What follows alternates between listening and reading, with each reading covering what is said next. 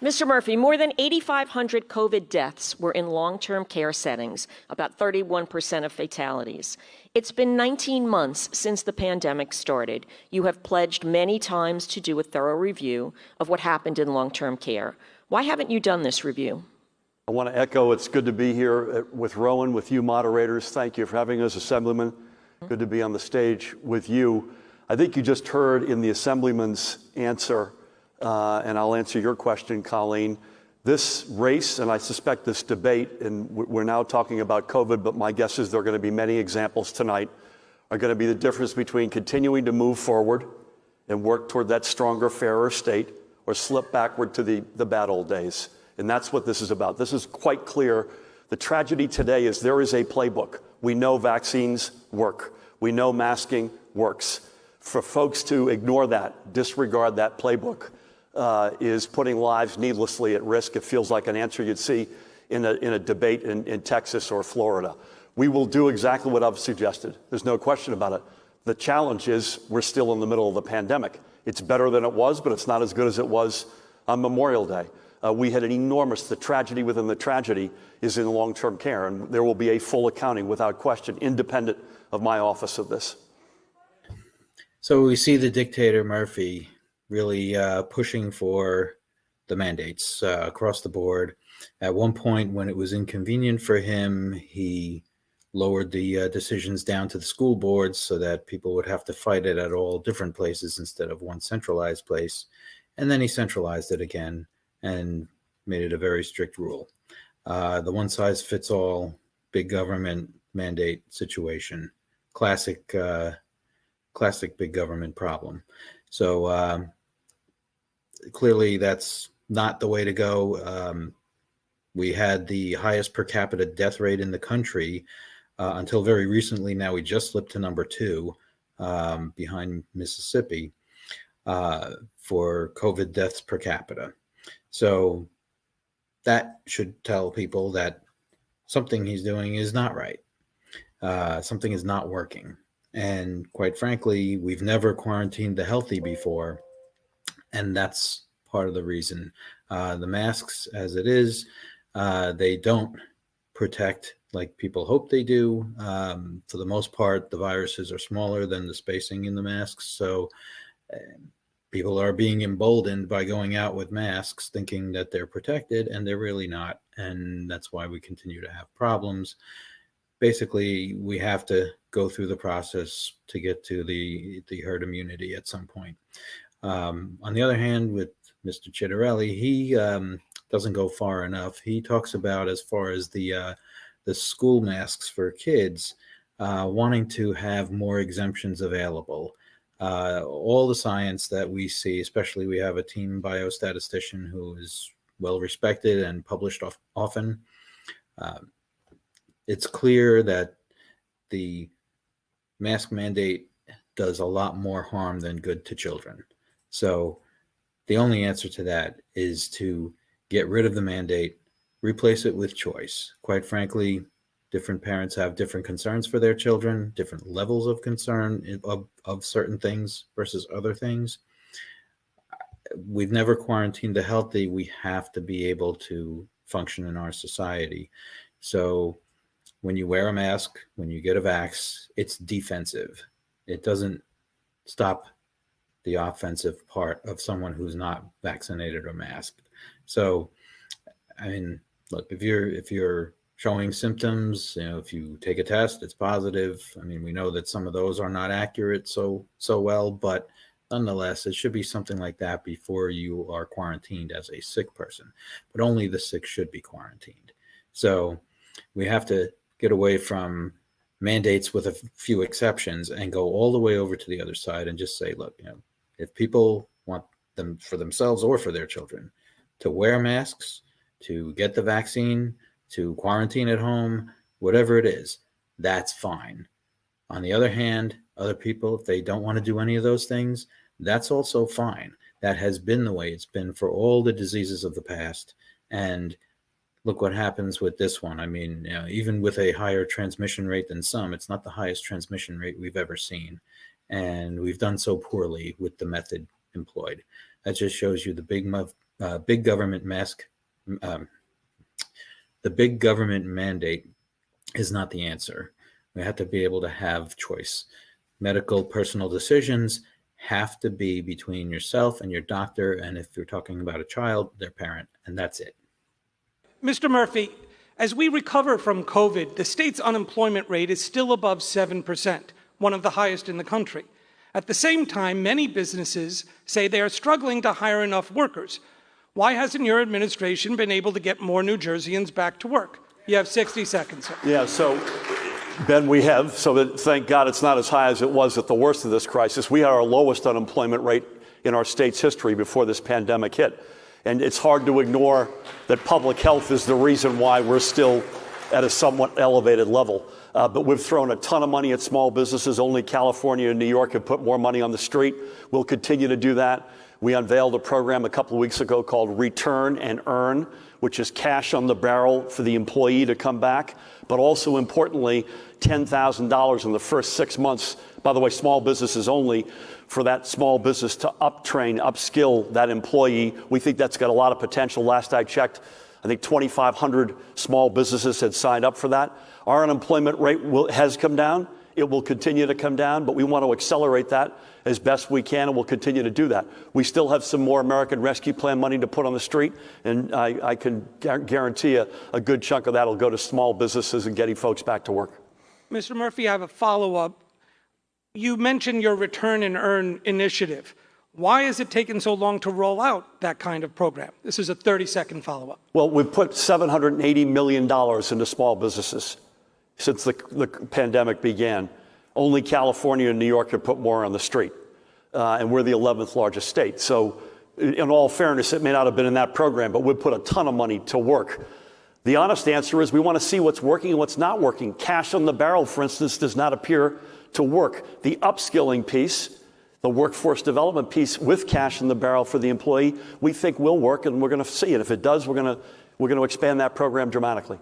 A lot of the solutions we're seeing from big government these days is basically giving people fish, as the saying goes, giving them extra benefits, extra rewards for not being productive, where certainly there are cases where people cannot be. There's some kind of hardship, some kind of issue, but the vast majority can certainly work and be productive.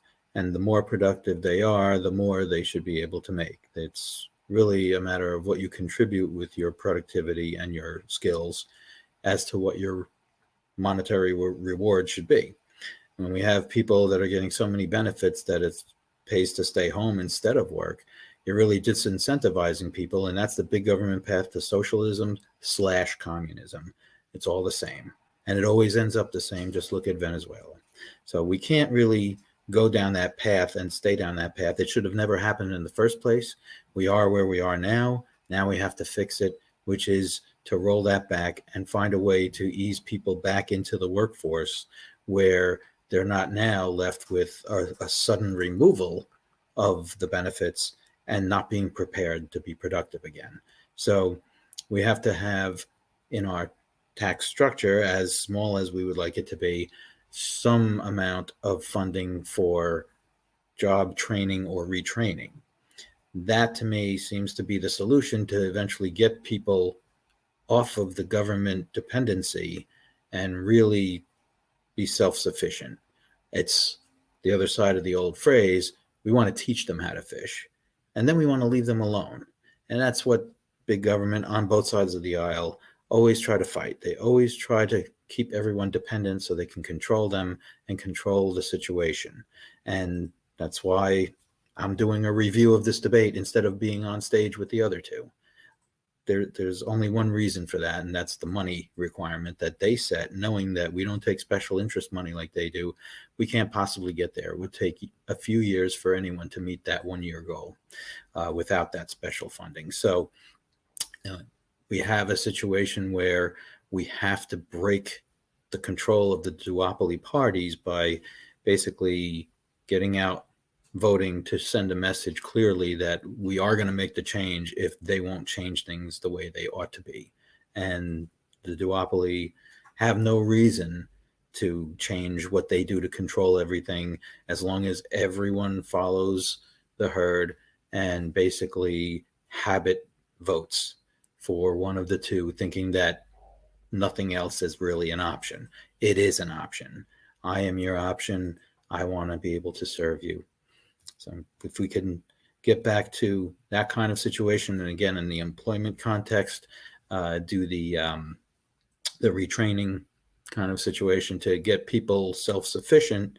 I mean, it scares the duopoly, because then we are much more free, but that is the right thing to do. That is what makes life better for everyone too. I mean, the people who start to become productive in a field where they have some skills, they're much more satisfied. I mean, the benefits of work have been documented in all studies far back as I am aware. So we have to promote that and really get people, again, to be independent and self-sufficient. Mr. Chittarelli, you proposed cutting more than $10 billion in spending and reducing at least a dozen taxes, including the millionaire's tax and other revenues.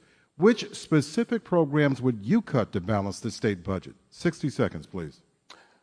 Michael, I think we need a tax system that works for everybody. Right now, that's not the case. The governor's budget is up $11 billion in 4 years' time.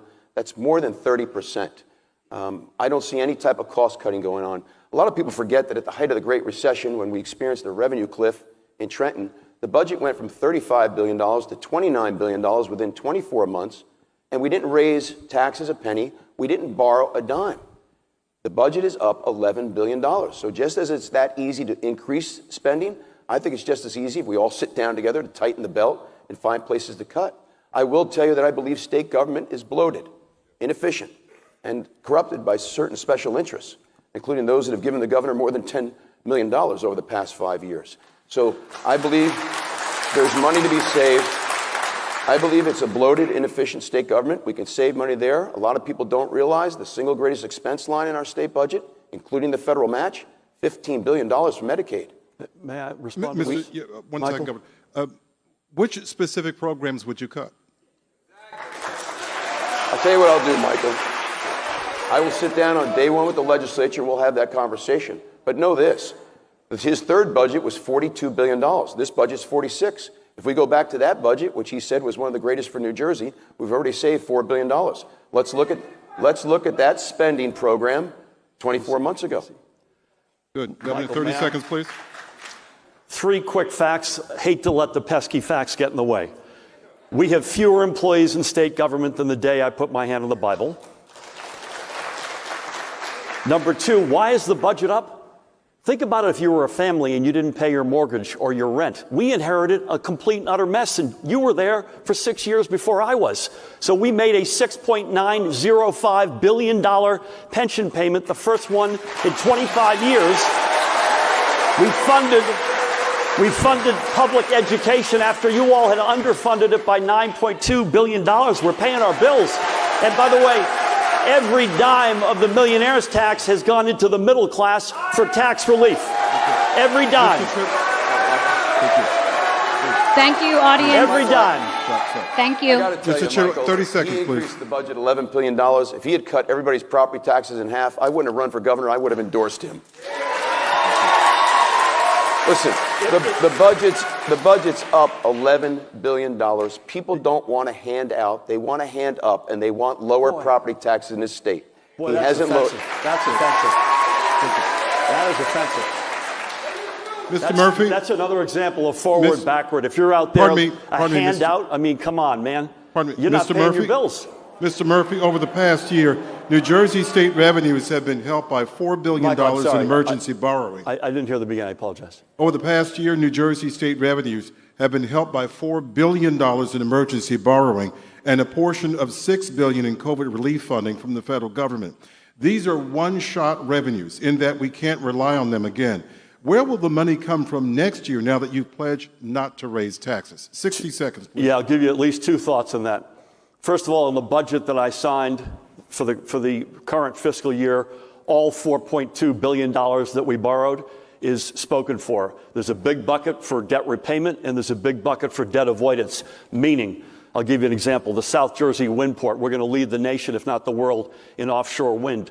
That wind port would have forward versus backward. Again, you're hearing it live and in color.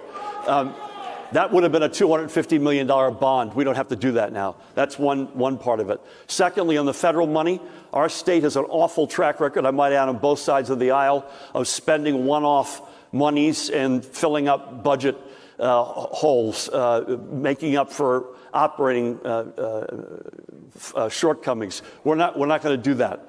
We're going to spend this wisely. We're not going to set programs up that leave the state holding the bag 2 or 3 years from now. And we've still got $3.8 billion of that American Rescue Plan That's time, money Mr. still Murphy. to spend. Thank you. Colleen O'Day.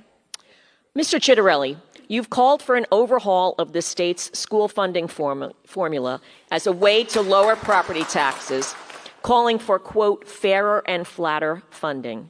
How would you accomplish this? Do you intend to cut what is now court-mandated funding to many of the state's poorest districts? 60 seconds. So I've said repeatedly that I'm not going to leave any child behind. I'm not going to leave any community behind. I'm certainly not going to adversely affect the quality of our K-12 education here in New Jersey, even though I do think there's room for much improvement in our K-12 education. I hope we'll get to that tonight.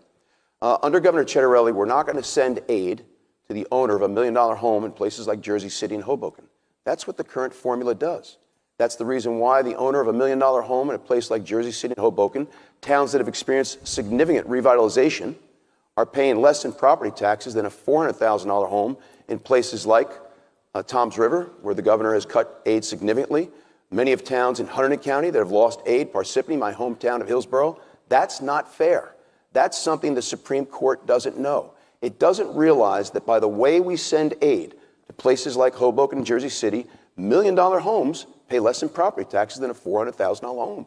We're not going to do that. So that's why we need a flatter, more equitable distribution of state aid to schools. And in so doing, create equity across the board That's for time, Mr. property Chitterelli. taxes. Thank you very much. May I 30 seconds, Mr. Murphy. 30 seconds. Yeah, I mean, again, this is another example of what I'm talking about. If you're in a black or brown community, or if you're a black or brown kid out there, you're going to get the rug pulled out from under you.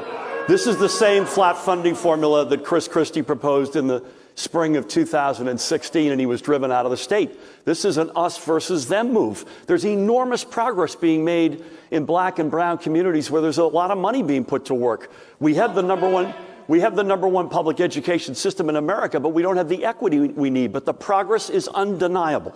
Brianna? Time is up. We'll come back to you, Mr. Chitterelli. Colleen? Wait, do I not get a rebuttal because of the criticism?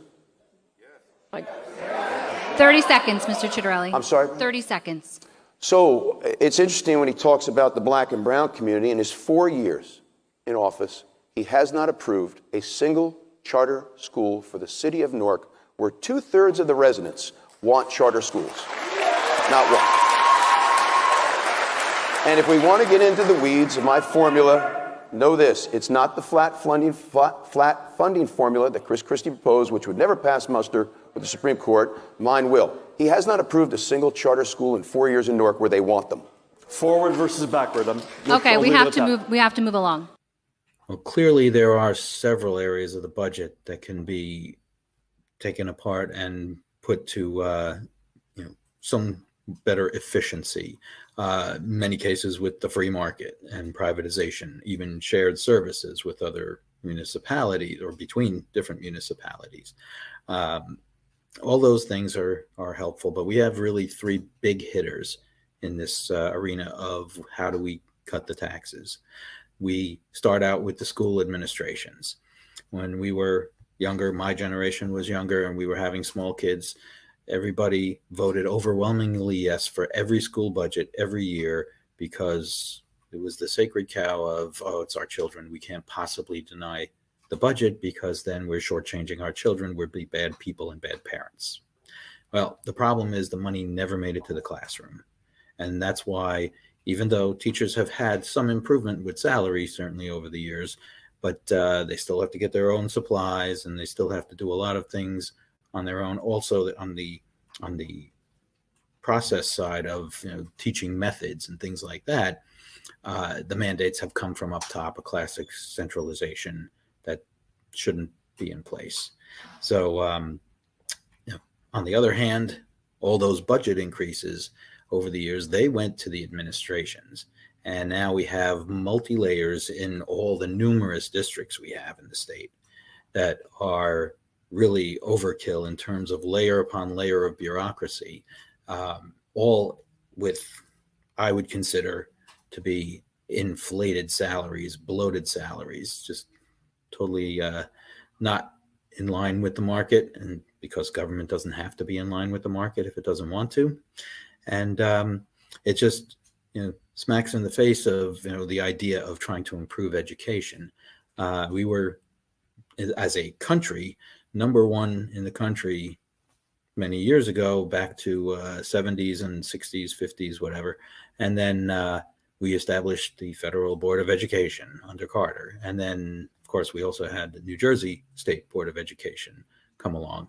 Now, while New Jersey as a state compared to other states still maintains a pretty good position in the rankings domestically, internationally, we're now 26th in the global comparison to other countries for education. That didn't happen by coincidence. We have overpayments like crazy to the administration side, and then we still have the classrooms struggling with one-size-fits-all agendas that really should not come from above. It should come at the local level. We should return control back to the teachers, where in different areas, different teachers have different training, perhaps different ideas of proven methods of teaching or favorable methods to really educate the students. Well, that's what we need in this country, and certainly in this state, is to have a variety of efforts going on where we can see what works better and what doesn't. And certainly we can have conferences to share ideas and things like that. We can get the information around on what's working, what doesn't seem to be working, and so on. But when you mandate that everybody does the same thing, there's no learning experience from the side of the teachers and even the administration. They're not seeing a comparison of different methods. They're all being made to fit into the same box, and it just doesn't work. So we have to get rid of that idea and really push the responsibilities down, decentralize, make that local. So that's one area for the budget part. As far as the second area, the pensions, a lot of them are overfunded or having some kind of disproportionate funding from the state. Not all of them, but there are a number of pension programs that need to be trimmed down. And it's really, I mean, to some extent, you've made commitments already to funding that has occurred, but those allocations need to be changed for going forward. And also the employment contracts have to adjust accordingly to say that, this is not going to be an overbloated pension. It's going to be in line with private industry. Actually, the better solution is to privatize some kind of equivalent of 401k or IRA with private money management, where the money isn't put into the government's hands first, because we also know that some pensions are pilfered by the government as a borrowing mechanism, so to speak, for using it for other pet projects and then increasing our debt that we have to pay back. It just, again, is a rut for disaster, and especially with the moral hazard that the government by definition owns, which is the idea that because they have an unlimited supply of money, if they really need it, they cannot be held accountable. So they just will manage, or I should say mismanage, as much as they feel like, and they have no fear because there's no accountability. That's why one of our things, we have the freedom slogan, which was already covered in the first part, and now this is the accountability slogan. So these are key points to making things work better. The third area for cutting the budget is basically centered around the Medicaid system. It has been taking in a lot of money, and quality of services has continually dropped. So we need to also find a way to make the Medicaid system more competitive. We have to have bidding process for pricing and all this kind of stuff to be able to make sure that Medicaid becomes efficient also. I mean, we do need to help certainly our seniors as far as having a program, and we just need to make it work better and provide better health care at better costs for all our seniors. Mr. Chitterelli, you've called for an overhaul of the state's school funding formula as a way to lower property taxes, calling for, quote, fairer and flatter funding. How would you accomplish this? Do you intend to cut what is now court-mandated funding to many of the state's poorest districts? 60 seconds. So I've said repeatedly that I'm not going to leave any child behind. I'm not going to leave any community behind. I'm certainly not going to adversely affect the quality of our K through 12 education here in New Jersey, even though I do think there's room for much improvement in our K through 12 education. I hope we'll get to that tonight. Under Governor Chitterelli, we're not going to send aid to the owner of $1 million home in places like Jersey City and Hoboken. That's what the current formula does. That's the reason why the owner of $1 million home in a place like Jersey City and Hoboken, towns that have experienced significant revitalization, are paying less in property taxes than a $400,000 home in places like Toms River, where the governor has cut aid significantly. Many of towns in Hunterdon County that have lost aid, Parsippany, my hometown of Hillsborough. That's not fair. That's something the Supreme Court doesn't know. It doesn't realize that by the way we send aid to places like Hoboken and Jersey City, $1 million homes pay less in property taxes than a $400,000 home. We're not going to do that. So that's why we need a flatter, more equitable distribution of state aid to schools. And in so doing, create equity across the board for property Mr. Chitterelli. taxes. Thank you very much. May I? 30 seconds, Mr. Murphy. 30 seconds. Yeah, I mean, again, this is another example of what I'm talking about. If you're in a black or brown community, or if you're a black or brown kid out there, you're going to get the rug pulled out from under you. This is the same flat funding formula that Chris Christie proposed in the spring of 2016, and he was driven out of the state. This is an us versus them move. There's enormous progress being made in black and brown communities where there's a lot of money being put to work. We have the number one public education system in America, but we don't have the equity we need. But the progress is undeniable. Once again, Chitterelli doesn't go far enough. He's talking about tinkering with the school funding formula, where the only real answer is school choice, where the funding follows the student. Basically, all the students should get the same government funding, and it should be applied to whatever school choice their parents make, whether it's in the public system or not. And the fact is, this is another case of free competition that will create efficiencies and force better work and better work product in terms of the education that the various school systems provide, including the public system. If people have to be efficient but still effective, then they will do that in order to get more funding by attracting more students. You know, if the students are moved out to another option, it's because they're getting a better education somewhere else, and that's where the money deserves to go then. If somebody's doing the education thing right, they should get more funding. So the natural course of the market will create a situation where people will move their children to the school that's best for their education needs. So if all students throughout the state have those kinds of options, it can only improve the situation.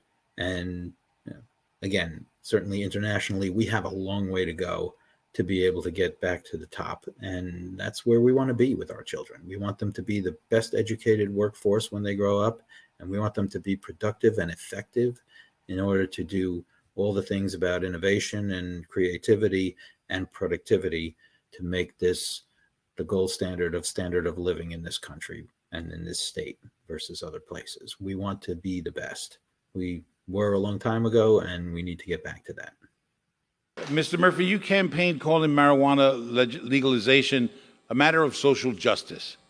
Why haven't you commuted sentences and pardoned people who are still locked up for low-level, nonviolent marijuana offenses, which you have the power to do? 60 I got to say seconds. two things at a point of personal privilege, other than God bless your son, Assemblyman.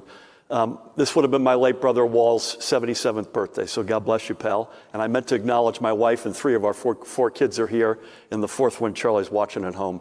I think, David, we've expunged 362,000 low-level drug offenses last I checked in terms of numbers. So we did it for social justice. I'm thrilled that adult use, adult, important word there, is going to create jobs. It's going to create a new industry. It's going to create revenue for the state. I'm thrilled with all that. But the reason I got there, particularly as a father of four, is social justice. We inherited the widest white, non-white gap in terms of persons incarcerated of any state in America, and the biggest reason was low-end drug crimes. So I could not support legalization without having a symmetrical look back, and we've done that, and we'll continue to do that. We're talking about pardoning, which you could have done as soon as you became governor. Yeah, but I mean, 362,000 expungements, David. That's not like one or two. That's a huge first step. Whether or not we ultimately get to pardoning, I leave open as an option, but that's a lot of lives that are put back on their feet, and I'm proud of that. So here's an example of Governor Murphy not doing what the will of the people is in terms of the marijuana legislation. We had a vote last year. It was overwhelming, as he has said, and so proudly, roughly 2-to-1 ratio that people want marijuana legalized, decriminalized, what have you. And yet, one of the first things you would expect is, okay, everyone in jail now as a non-violent drug offender would be released and really put to whatever kind of either a mental health professional or social worker or whatever kind of medical addiction, addiction program that was appropriate for them. Instead, those folks are still sitting in jail. And in fact, it was around the end of January this year where I had heard that between the election in November last year to that point in January, there were another 6,000 arrests for nonviolent drug offenders and for use only.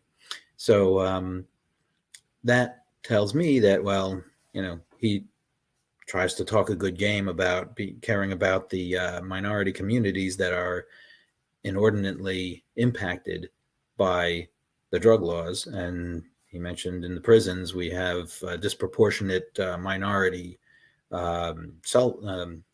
prisoners because primarily these drug laws. Well, so why didn't he do anything to get them released? Why doesn't he pardon all those people who are nonviolent drug offenders and get them the help they need, or whatever? I mean, whether it's the addictive help or like getting back into the workforce, getting back to normal life.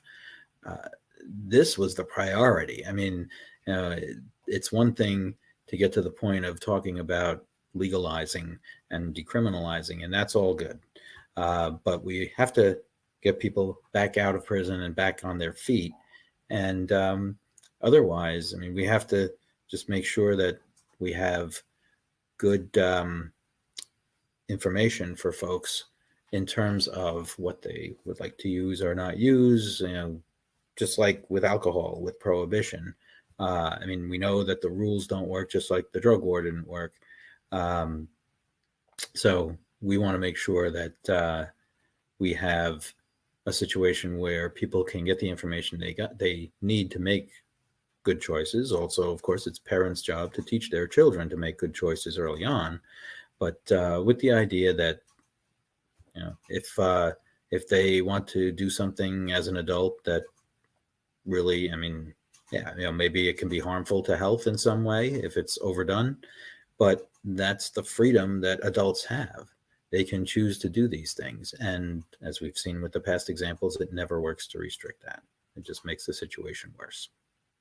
Mr. Chitterelli, you say you proudly defend the police. Should residents have a role in reviewing the conduct of law enforcement who are sworn to protect them? And would you support allowing civilian complaint review boards in New Jersey to have subpoena power? 60 seconds, please. This governor and his attorney general have been the most anti-police we've ever had. They've handcuffed our police, they've disarmed our police, they've demoralized our police. The job has never been harder. Do we need reforms? You bet we do. We need to recruit more women into the profession and more black and brown people into the profession.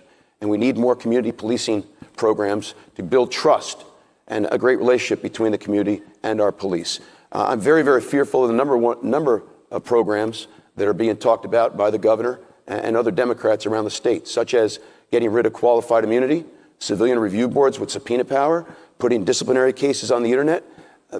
I believe there's other ways for us to address the issues we have. I want to get rid of bad Mr. cops. Citrelli, thank you very Good much. cop. I'm sorry? That's time. Thank you. May I respond? Yes, you go ahead, sir. Two things. Number one, there's one candidate on this stage that has multiple endorsements from police unions, and it's me, number one. Number two, we're guided by accountability and transparency. That's body-worn cameras. It's training. It's deepening in the relationship between police and the communities they serve. It's readdressing the use of force, which we have done in this administration. And I'm the first governor since Governor Kane to have funded not one but two state police training classes inside of 1 year, and I'm proud of that. But, Governor, would you sign into law a subpoena power for CCRB? I don't think there's one size fits all. I apologize. I meant to say that to you. I think it works in certain places, and it doesn't necessarily work in all places. It's now currently existing in 2 communities. I would take it on a case-by-case basis. Thank you. We need to move on. So on police reforms, we have Governor Murphy talking about the transparency that he suggests has been accomplished, the improved training that he suggests has been accomplished. However, we still have problem issues that arise. Now, in terms of accountability for the police, there are many cops who are there to serve the public and do a good job. We always have bad people in any group, and certainly there are some bad cops as well. So the main item on our list of platform in terms of that is getting rid of the qualified immunity.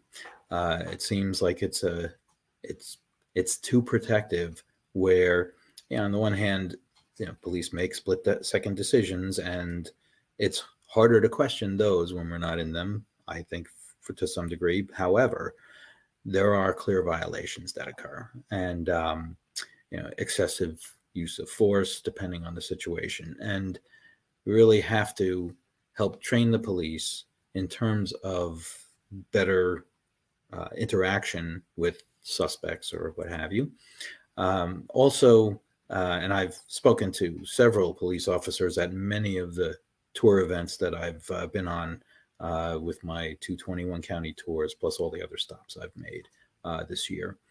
On the one hand, we're talking about having police typically be the first on the scene for any kind of crisis situation, but they're not always the right professional for what's going on. So they need the training in, when should we recognize that we need a mental health professional on site as soon as possible? When do we need a social worker on site as soon as possible? Any other, professionals that would be appropriate for a situation. We need the police to be the one who can detect something when they're the first one there and know exactly who it should go to for handling. And it's not always them. When we have so many victimless crimes on the books, we get into trouble, because that's where, if the police approach someone with a situation like that, the people naturally react more defensive to say, why are you bothering me? This is nothing. This is not important. Why are you making something out of this where it really shouldn't be? And with a victimless crime, that's not, that's not a lie. So the idea that we take away these crimes means that, then the police can focus on the more significant crimes against persons or property, murder, rape, assault, all these kinds of things. I think most people want the police to step into those situations and handle it. Those are the dangerous situations really that they were hired for, and that's what most people feel is where they belong. So we have to make that dividing line. What should the police be doing and not be doing? And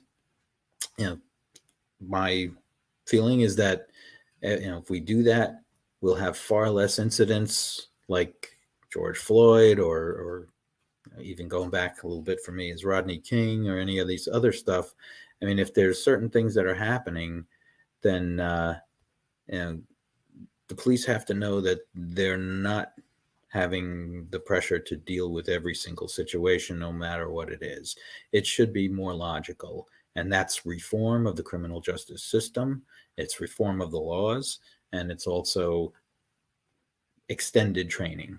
Other than that, if the police are recruited within the town that they're going to police and people know them, that certainly can be a built-in advantage to improving relations between the police and the community. But whether or not it's sort of homegrown officer recruits, the idea is that we really need regular outreach where people understand what the police are trying to do, or in the case of my proposals, what they will not be doing anymore, and how they're trained, what the situation is like, why the training is the way it is. Once we modernize or refine it, then maybe people will have more confidence in them as well, and we won't have as many incidents arising. It seems to me that's the way. Is the best thing usually to avoid problems is when everybody understands each other better. Mr. Murphy, you have continued to divert money from New Jersey Transit's capital budget and the Clean Energy Fund to pay for the agency's operating costs. Why haven't you found a dedicated source of funding for NJ Transit? 60 I'm seconds. open-minded to that, but if you talk about the mess that we inherited, the mess within the mess was NJ Transit. No engineers, political cronies, underfunding, unsafe, a disaster. We are fixing NJ Transit. On-time performance is up. Cancellations are down, customer satisfaction is up, and we've done it without raising one dime of the commuter paying in their fare over the past 4 years. I'm open-minded to a permanent source, but we're not waiting for that. We've got new capital stock that's come in. We're redoing our stations. We've got new green buses and locomotives. As I said, customers see the progress. We've hired a record number of engineers. It was pathetic what we inherited. And this used to be, by the way, the #1 transit system in America. Perennially, it was held up as the gold standard. And it had been ruined by the administration that preceded us. And we've turned this thing around. Mr. Chitterelli, where will you find the money to fund? Mr. Chitterelli, where will you find the money to fund NJ Transit without raiding its capital budget and other funding sources, as you pledged to do if elected governor? 60 seconds. We've been raiding the capital fund to pay for operating expenses. Where will you find the money then? Here now. We've got $10 billion right now to take care of our greatest priorities in terms of capital investment. That means SDA, School Development Authority schools, and New Jersey Transit would be my top 2 priorities for that $10 billion. If we make the necessary capital improvements, you'll see vast improvement in the operation of New Jersey Transit. So here we have Governor Murphy showing how irresponsible he is in a fiscal sense. The taxing by the Democrats, as well as traditionally in recent years, the borrowing on the Republican side, puts us where we are today. A totally overblown budget, huge government, nothing but problems. And as we like to say, the leading cause of death over the course of human history is big government. We are your only small government option. So part of the reason to eliminate big government is exactly this point on New Jersey Transit. Governor Murphy uses the capital budget fund to fund operational expenses, day-to-day operations. That is a classic violation of basic separation of different funds. You should only have an operating budget for operational expenses. And he talks about how he hasn't raised the fares on New Jersey Transit. Well, that's because he's stealing from the capital budget fund. If he couldn't do that, and he's really not supposed to, but if someone would enforce against him not to do that, he would have to create a permanent source for operational funding for New Jersey Transit, and now your rates would triple.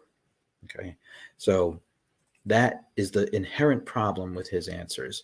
He does something wrong on one side fiscally, and it allows him the luxury of making something else more public facing look good, and then he touts that as an accomplishment. There's no accomplishment here. This is a classic shell game. We have a crony capitalist on this side who is doing whatever he has to do to manage the money in a way that helps his corporate friends and leaves everyone else paying the bill. So it's just like when they got rid of the estate tax, they replaced it with the gas tax, which instead of affecting the wealthier people, now we're affecting the poor people. And clearly the wealth gap has risen exponentially under Murphy, and this is part of the reason. He keeps doing these shell games and not showing the whole picture. He's not being transparent by any stretch of the imagination. And so we wind up with a situation where now the poor are struggling more than ever. And he has not been a champion of any disadvantaged people, I can tell you that. So we have to get away from this sort of running roughshod with the budget. If it wasn't for the borrowings and then the bailout, we would be in so much trouble. He never would have balanced that budget. And now he got all this money and he's going to divert it and still create a situation where our children, our grandchildren, probably our great-grandchildren are still paying off the debt down the road. It's irresponsible. It's also not following what the rules say in terms of disclosing to the public what you're using money for when you collect it. You're supposed to use it for particular types of purposes, and here, as often he does, he crosses over the lines between things to make himself look better on one side that the public sees. It's all, like I said, a shell game. And for that matter, Jack has no answers for that either. I mean, we have our big, heavy-hitting areas where we want to reduce the budget and basically reduce the taxing, reduce the borrowing, and it's not anything on anyone else's radar. So hopefully with all of that, we'll be able to do okay. And I think we have a plan with all that and some more that will in fact reduce taxes and reduce spending.